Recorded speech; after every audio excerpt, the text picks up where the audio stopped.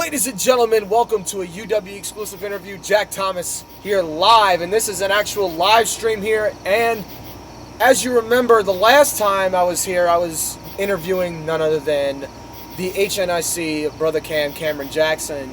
Here tonight is a very special opportunity for myself because I will be interviewing his opponent at UWE Abomination that will be streamed this Tuesday at 8 o'clock Eastern Time. So please help me welcome my guest at this time, Rios.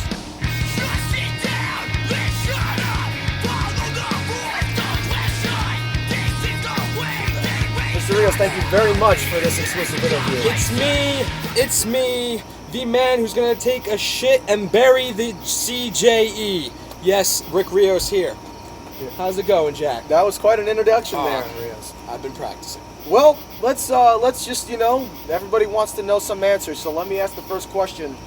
This is the rematch that no one really got the chance to witness last year because of what took place last year, the controversy of the infamous trash can lid shot. What are your thoughts of what transpired at last year's UWE Abomination? Abomination last year, everyone would have got to see the match if it wasn't for Cameron Jackson acting like a rookie and not holding the trash can lid properly. For those who saw the match, clearly the handle was on the side that's going to hit my head. And I honestly think he did it on purpose, so he didn't have to finish the match, so the match ended. He knew that would cut my head open. I think everyone knew as soon as he went to go hit me in the head, my head would have been busted open. I think it was, but you know what, that's alright, because I got my revenge on him the week after on Lockdown, in that ladder match for the World Heavyweight Champion, and I won. I was just going to say, since you had your redemption on the 5th edition of UW Lockdown in that ladder match, how would you say this match is going to differ? The Gremlin City Street Fight, how is that going to differ from the ladder match that took place on that episode of Lockdown? Well, the factor of this rivalry having personal issues once again involved. Well, last time around he brought up my uncle passing away, and long story, but this time around it's more, I don't know, he's a tricky person to talk about, Cameron Jackson, and it seems as if that on the tag team match that you've had where he selected you to be his tag team partner against Evercreed and Adnan, he says that you intentionally hit the Superman punch that was supposed to be you connecting the blow to Creed, and Jackson believes that it was completely intentional that you struck Jackson on purpose. What are your thoughts of that? Do you think that, well, let's clear this up. Did you intentionally hit Cameron Jackson with the Superman punch? I did not intentionally hit Cameron Jackson with the Superman punch. Because I'm a tag team specialist. I know what I'm doing. It's just that the fact that Creed jumped out of the way, perfect timing nonetheless, and Cameron didn't move. He just sat there and looked at me punch him. So the way I don't know, the fact that he even said that I intentionally punched him, I feel like it was just a sorry excuse to turn his back on everyone and start talking a lot of crap about everyone to everyone. What are your thoughts of how Cameron's attitude on Twitter has changed in the past couple of weeks, ever since he turned his back on you and the UW universe?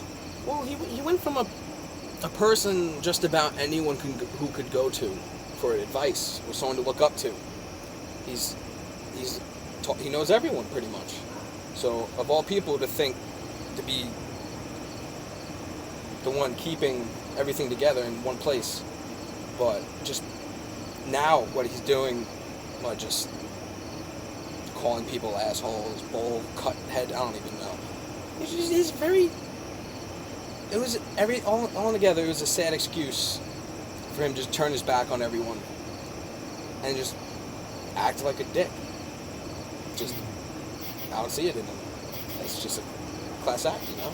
Well, we mentioned how the match is going to be different at Abomination, but what is different emotionally and mentally for you this year that is different from last year's UWE Abomination? Well, emotionally, it's definitely a big difference seeing how last year was just the first year. This year now I'm focused on what happened last year as well as going on this year. How can I prevent him from pulling something under me again and taking me out mid-match?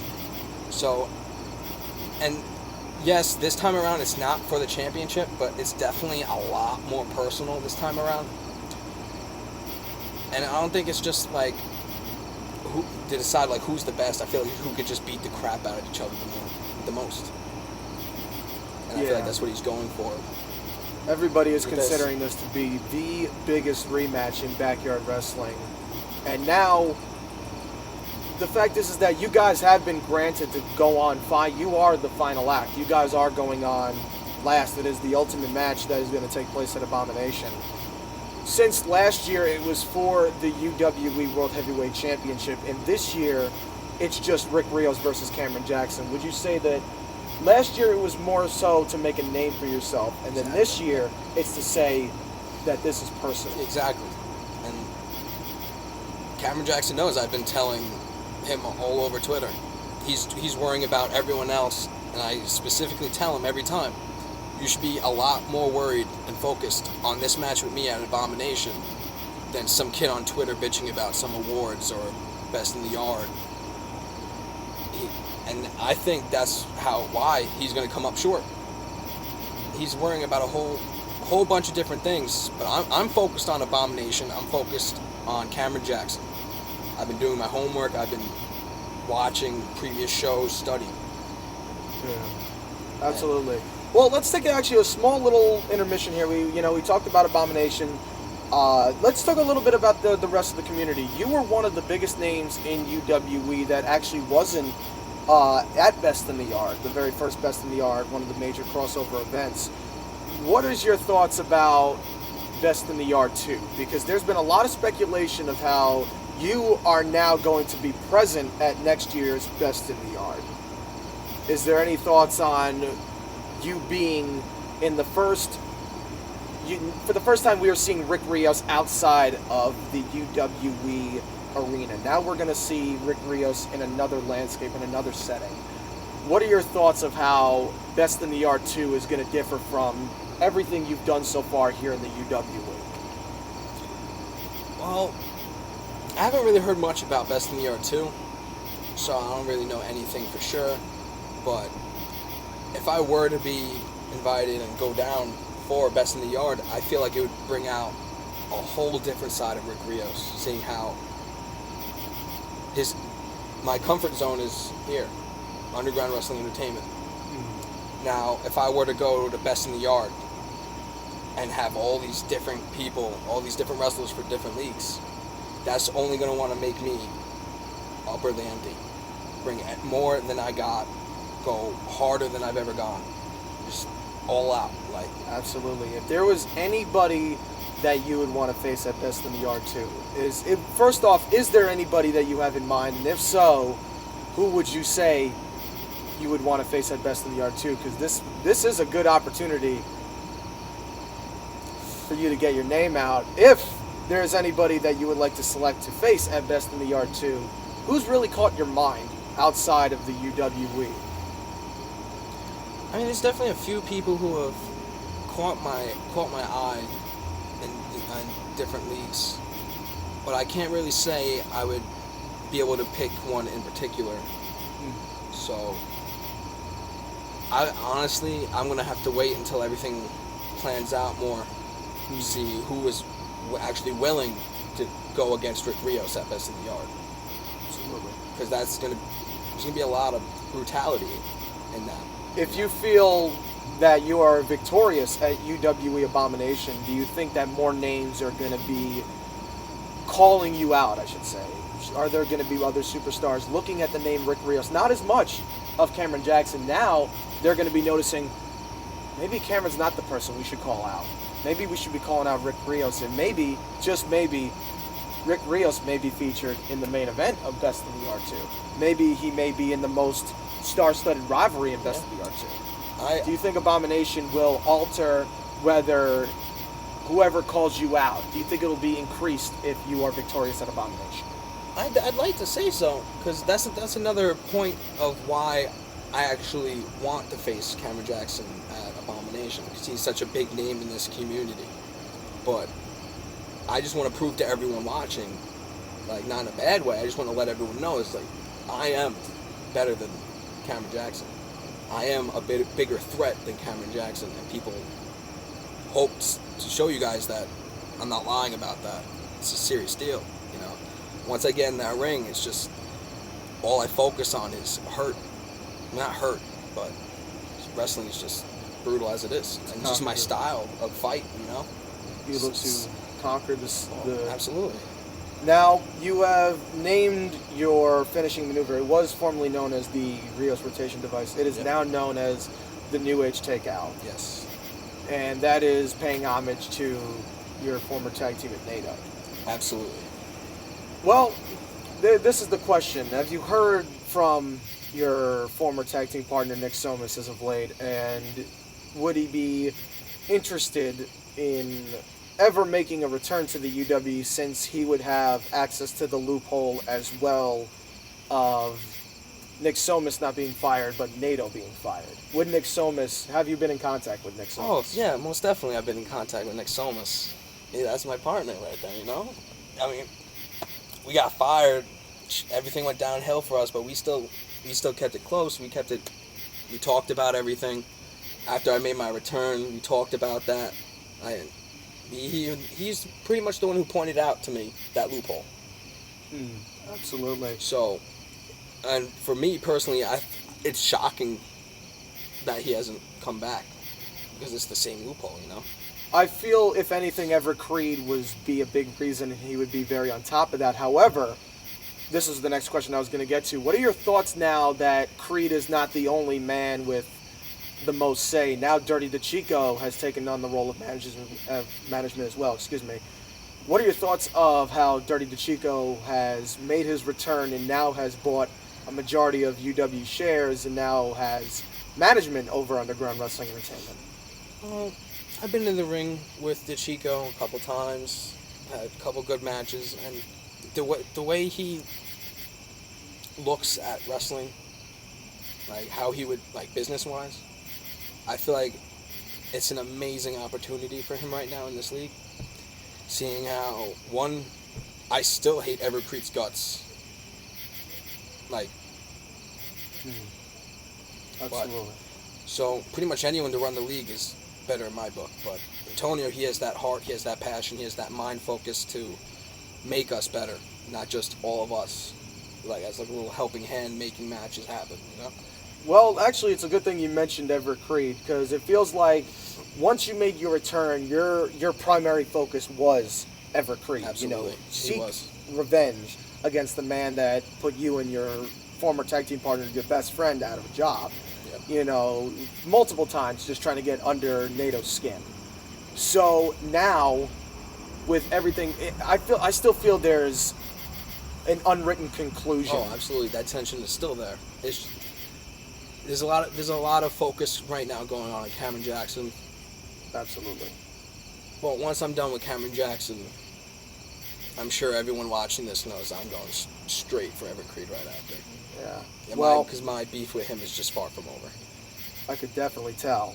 And here's the big question, because now you have this unwritten conclusion to this tension between Rick Rios and Everett Creed. But right around the corner is All Out Survival. And the Survivalist Coliseum is also around the corner as well. And it looks like your name might be one of the many that is going to be thrown into the hat. Absolutely.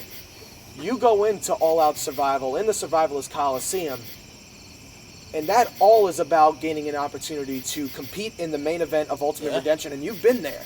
You've won the main event of Ultimate Redemption against your former partner, Nick Somas.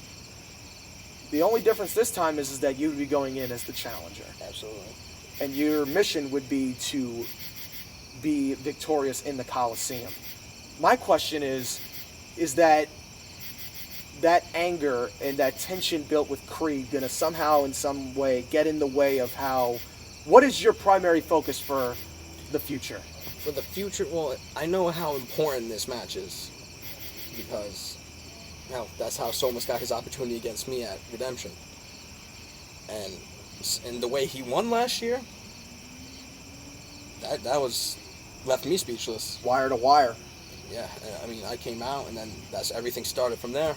But to me, in this match, if I see, all right, put it this way, I will not let Everett Creed get in my way of main eventing Ultimate Redemption.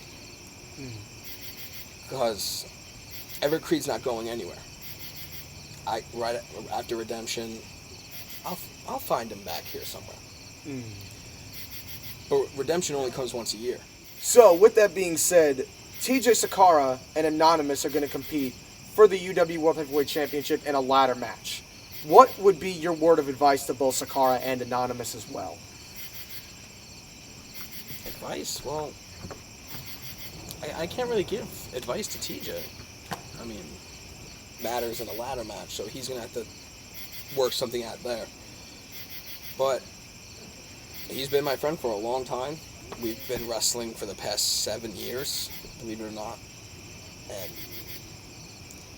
I don't think there's one thing I know that he doesn't. There's one thing that he knows that I don't. Anonymous, my only advice for Anonymous is to be ready.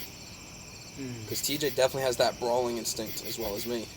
If, obviously all of this is going to be hypothetical, but let's, think into the future, because this is something you may want to think about, especially if you're looking to win the Survivalist Coliseum. You go to win the Survivalist Coliseum, you're going to be facing one of two men at Ultimate Redemption for the UWE World Heavyweight Championship. What would you feel if you were actually going to face TJ Sakara in the main event of Redemption for the title? I mean, we're kind of buddies now, going along, we're always on camera, we're buddies. We just had a tag team match. That was probably, don't get me wrong, NATO tagging with Nick, there's nothing could beat it. But TJ's, that's the next best for me, tagging wise. I had a lot of fun there, and if he wins and I win, and I'd have to verse him at Ultimate Redemption, I feel like it would be a match, not even like about respect, but like, the respect will be there. Yeah. And I feel like a long time ago, we fought a lot, but as of recently, no one's really seen what me and TJ can do against each other as much as we did. So I feel like it would be definitely a treat to the fans watching, because that would be one hell of a match, hands down. I feel as if the match itself would not differ, but the story between Rick Rios and TJ Sakara, it's no longer them trying to use one another to make a name for himself, but more so it's a battle of mutual respect, just to see who is the better man for that one night. And anyone, both men specifically here, want to be the winner and the UW World Heavyweight Champion on curtain call of Ultimate Redemption. Now the question is, what would it be if Rick Rios were to face Anonymous for the UW World Heavyweight Championship in the main event of Ultimate Redemption? Well, that's certainly a match that no one has ever seen before, because it hasn't happened. I don't really know too much about him. I don't know what he knows about me. But if I win and I had to verse Anonymous at Ultimate Redemption, I feel like it would be less of a mutual respect kind of match and more just to win the championship, focus on the championship of the match, the curtain call of the night. Because who doesn't want to walk out champion, Absolutely. So, I don't know, last year that was an unbelievable feeling. Regardless of what happened afterwards. That's a good thing that you mentioned that. Because last year, there was a lot of controversy and a lot of questioning, because after, it looked like Nick Somas was going in there not as much liked and respected as you were. You were definitely UW's most loved and supported. And you got the victory over Nick Somas. And then all of a sudden, our former general manager at the time being Michael Butendaro comes out and tells you it is time. followed by Everett Creed, who just became the CEO of the UWE at the time, being Ultimate Redemption, almost comes out and enforces that act, and then the next thing we know, you laid out Nick Somas with another, at the time, who was named the Rios rotation device. What exactly transpired, behind the scenes? Like, what was the whole reasoning behind you joining forces with Everett Creed and forming the board at that time being? Well, at the time, it was just the way I was looking at things. It was me personally trying to make a statement to everyone. It's like, I had the support, I had the love, but I really wanted to put my foot down and let everyone know that I was the real deal. I was the main eventer, the A+ player, the prodigy of perfection, everything that, nicknames, I gotta live up to it. So, when I see it, TJ got involved, and then Mikey Everett came up to me and told me, like, you're going to be the guy. And from a business point, how can you say no to that? You're the CEO, the general manager at the time, behind your back. And then, let alone TJ Sakara, an extra body, an extra, enforcer, At the time, it just seemed right, but as quick as it went by, I realized how negatively it impacted my career. And it came with, whose faction it was between Rick and Everett. Yeah. So, that all went downhill. And then all that kind of leads into how NATO formed, which is a whole different conversation. So, I don't know. I feel like I should have never done it.